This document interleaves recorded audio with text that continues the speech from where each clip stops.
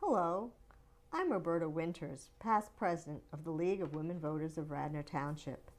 As you probably know, there are 2 elections every year.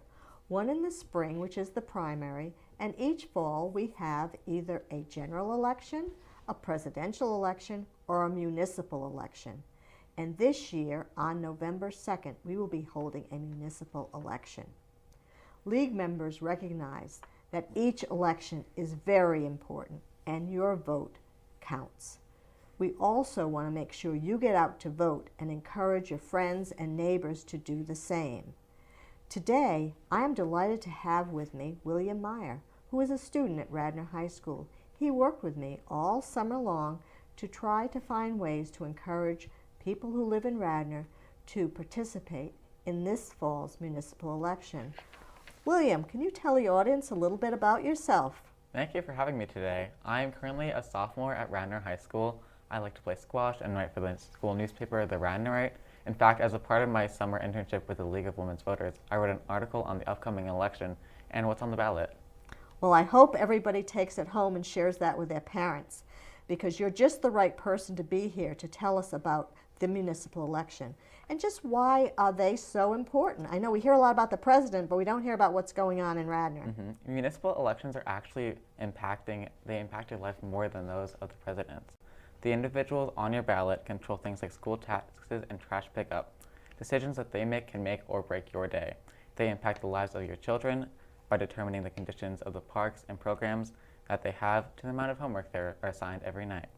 No one likes potholes, and it's up to them to determine how many we'll hit between Bryn Mawr and Stratford. They can even make decisions about the senior center in Wayne. Wow, I can understand why they're so important and they make a big difference in our lives.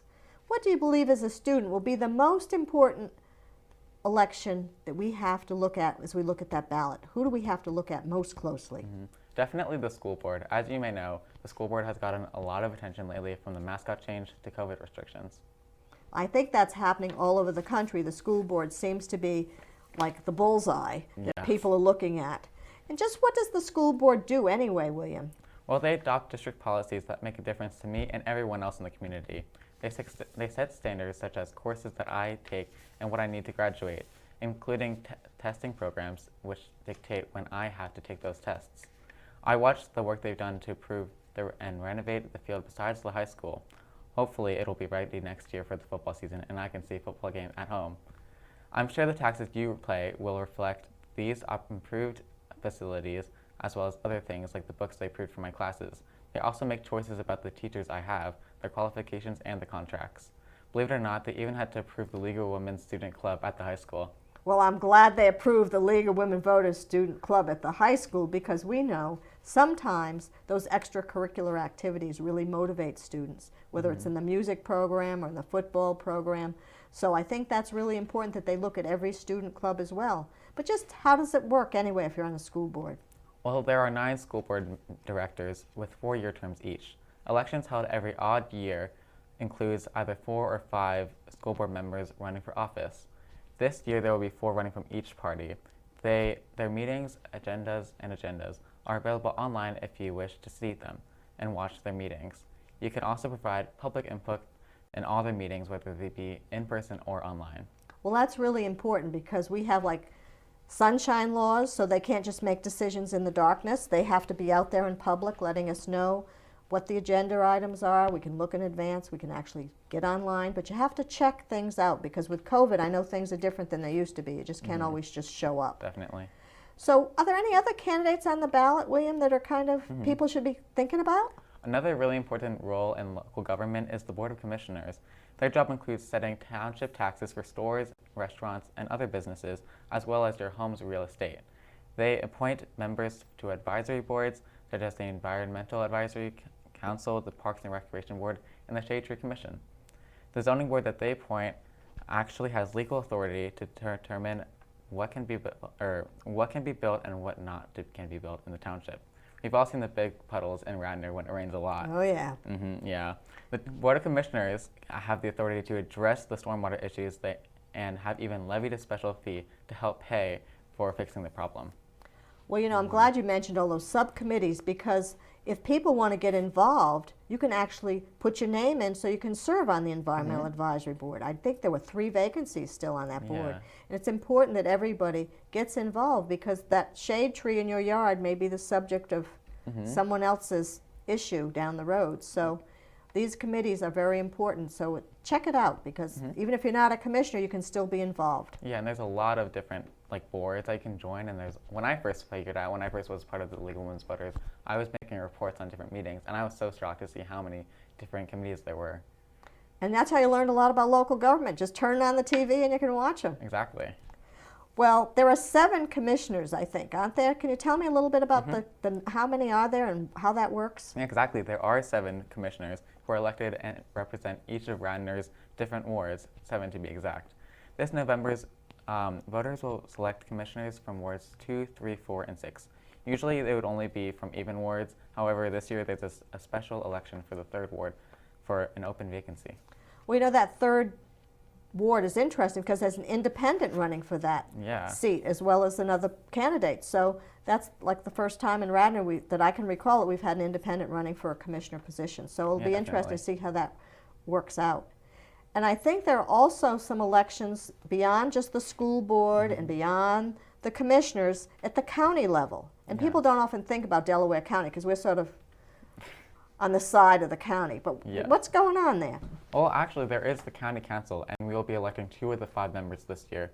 They have an important role in overseeing elections, which we've heard a lot about recently, overseeing elections. They are responsible for providing county services, including the recently approved health department, waste disposal, family services, and even prisons. As a result of our municipal elections, those we select to serve have their own budgets and raise funds through taxes and bonds to pay for the services they provide. So in other words, we've got people in the county, and I think the seat is over there in media. They look at all the elections. They operate in ways that we don't even see in terms of things like, you say, the sewer systems and that stuff.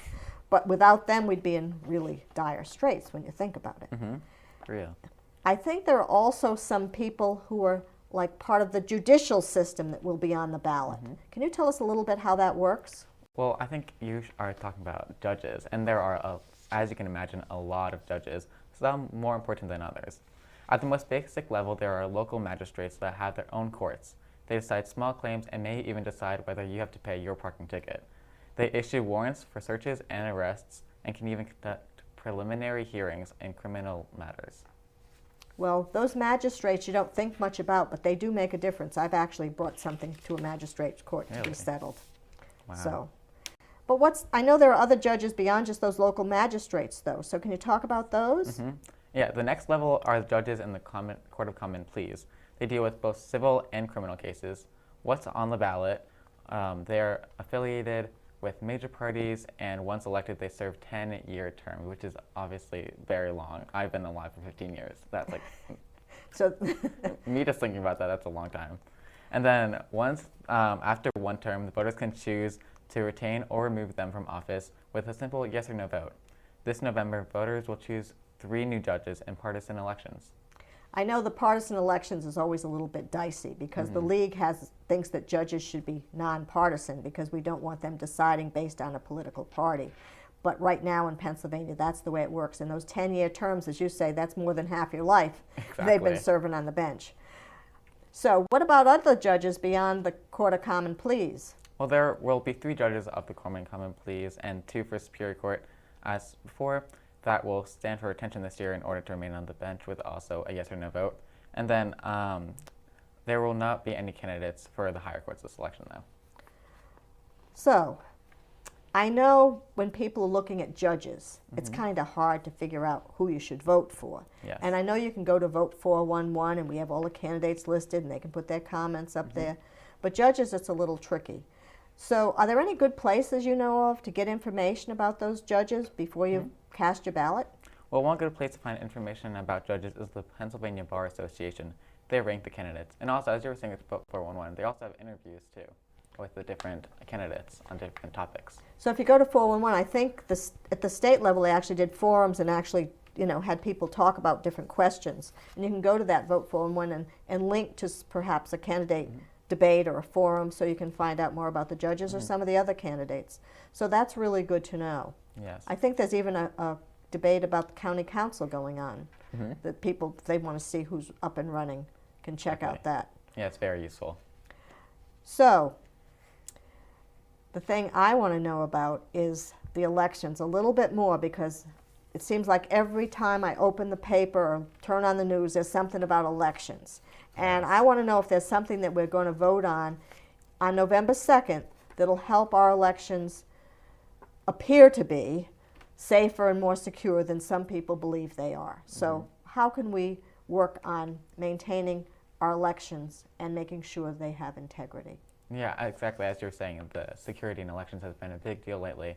And at each polling place, as you're referenced to, there are 3 important people that you will be electing. The first is the judge of elections. They are like the boss. They supervise all election activities and personnel inside the polls, and they also have the power to open and close the site and return those results to the other counties. Wow, they are important. Well, what about the other people I see at the polls? Aren't there some people there beside the one who's in charge? Yeah, you'll also see the majority and minority inspectors of the election. They work together to ensure a bipartisan representation along the voting polls and at the voting places. They manage the poll books and that have the voters' names and signatures in them and assist voters as appropriate. They also appoint a machine operator who keeps things running smoothly. Now, I know that the poll books are the things that have your names in them, and they check your signature to make them. And one of the things that I like about voting in Radnor is most of the people know everybody else. Yeah. So it's not like they have to check your ID, but if you're a first-time voter, you might have to have an ID check. Exactly. But if I wanted to go and find out more about these candidates for like school board or county council or commissioners, what do I do? Oh, go to Vote 411, as you were saying earlier, vote411.org to be exact. They have a voter's guide that tells you about all the positions and who is running for them. Each candidate has a space to enter personal information and answer important questions about issues at which voters most care about. Is there anything else on Vote 411 besides the candidate information, maybe stuff about the forums or interviews? Well, you can put your zip code in and you can see a sample ballot, find your polling place, check about deadlines, and verify your registration. Well, I think today is the 18th, but today is the last day you can register. So if you didn't register before you saw this, it's too late now. Yeah. Try to get in your registration before the next election in the spring.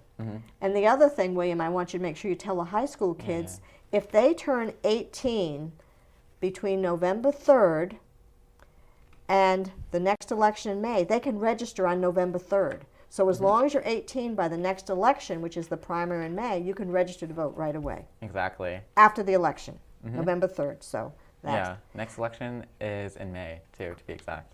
so. Now suppose when I go to the polls I have a problem. You know, sometimes something happens. It happens. Everybody has a bad day. Yeah. So what do I do if I have a problem at the polls? Well, you can go to Vote 411, and there's also like various hotline numbers, just like to add. And they have information in English, Spanish, Arabic, and other Asian languages, which you can call them, and they'll help you with that. So I don't even have to speak English to get help? No. I know we have like our registration forms and stuff are now in Spanish, but I can go to Vote 411, have it in different languages, find out what I do if there's a problem and I'm getting a hard time for some reason. That's really good. Yeah, for example, my grandma, she speaks mainly Korean, so if she wanted to vote, then she can go to Vote 411. And find it all out in a language she would understand. Exactly. That's really great. Yeah, it's really amazing. Now, suppose if I want to vote by mail or I'll be away from home on November 2nd. You know, things happen, or you know, even with COVID now, I know people who are very sensitive to feeling they're immunosuppressed may not want to go to the polls. What do they need to do? They go to votespa.gov. It used to be called votespa.com, and both addresses will work for this election. There you can register to vote by mail and absentee ballots if you needed. They even have information about first-time voting and what your experience should look like. So if I want to know what the machines look like, I can go there, find out at votespa.com. We used to sometimes call it Vote Spa, you know.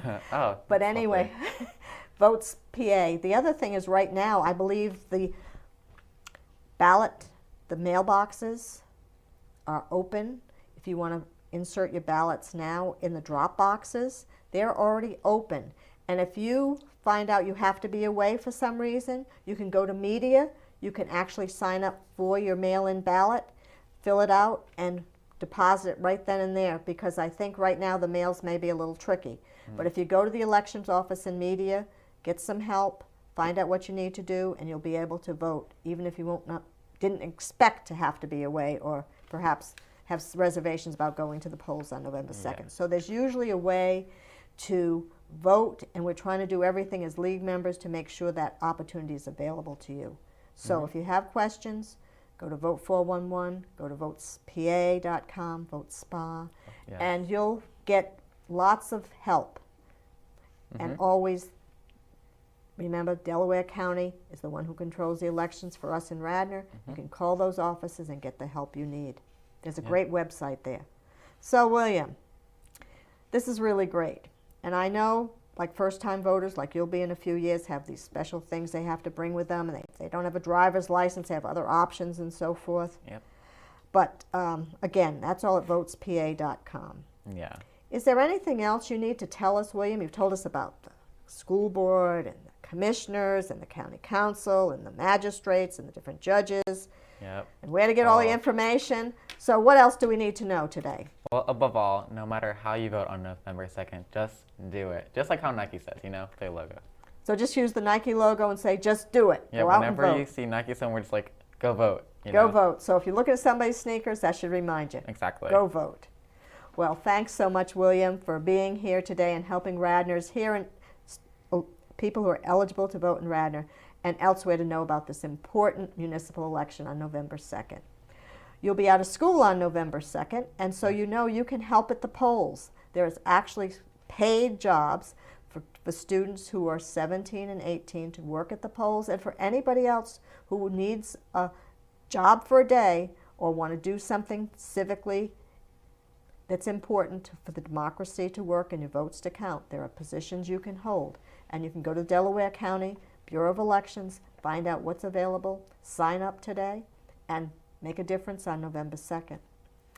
Well, as many of you know, the League of Women Voters was founded as a result of the suffrage movement, and that was a way in which we got a voice in our government. Voting is our most precious right, and that becomes increasingly more important in our local, county, state, and national elections. Please consider joining us as we try to help make democracy work at lwvradnor.org. And I'd like to again thank you, William, for coming today, and for you, the audience, for paying attention to this important message that we have for you. We cannot express our gratitude enough to the staff of Mainline Television 21 for their continued support and expertise in our efforts to educate you, the public, about the importance of civic participation. Thank you.